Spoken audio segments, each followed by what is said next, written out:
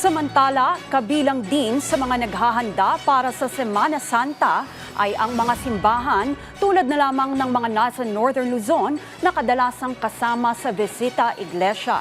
Kaugnay niyan, may paalala naman ang isang obispo para sa mga mananampalataya.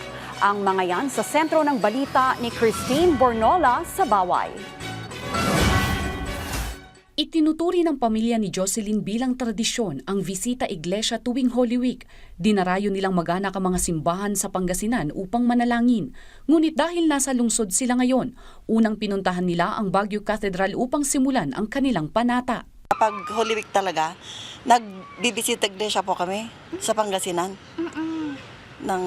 Kung pinupuntahan namin yung mga simbahan doon, malapit po sa Pangasinan. Ay sa around Pangasinan. Ang grupong ito ng mga senior citizen ay regular na nagsisimba sa katedral para mag-alay ng panalangin. Bukod sa Visita Iglesia, binigyang diin nila ang kahalagahan ng pag-oobserba at pagninilay tuwing Holy Week. Kailangan maging okay rin sa atin na paminsan-minsan yung ipangili natin siya. Parang yun lang yung ibabalik natin ng panahon ang Panginoong Diyos.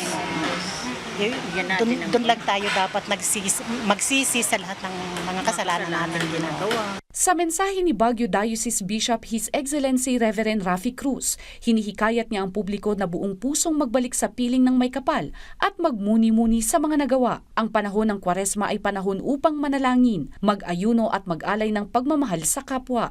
Ipinaliwanag niya na sa pamamagitan ng panalangin ay muling maririnig ang tinig ng may kapal. In fasting, we learn to depend less on ourselves and more on Jesus. In almsgiving, we become instruments of His compassion. Ayon pa sa obispo, ang panahong ito ng Kwaresma ay hindi lamang sa panahon ng sakripisyo, kundi panahon din ng pagbabago, pagsisisi at pagpapanibago sa muling pagkabuhay ng may kapal. May this season draw us closer to Christ and to one another. Let us walk together in hope, trusting that God's mercy is greater than our weaknesses. A blessed and meaningful Lent to all. Amen.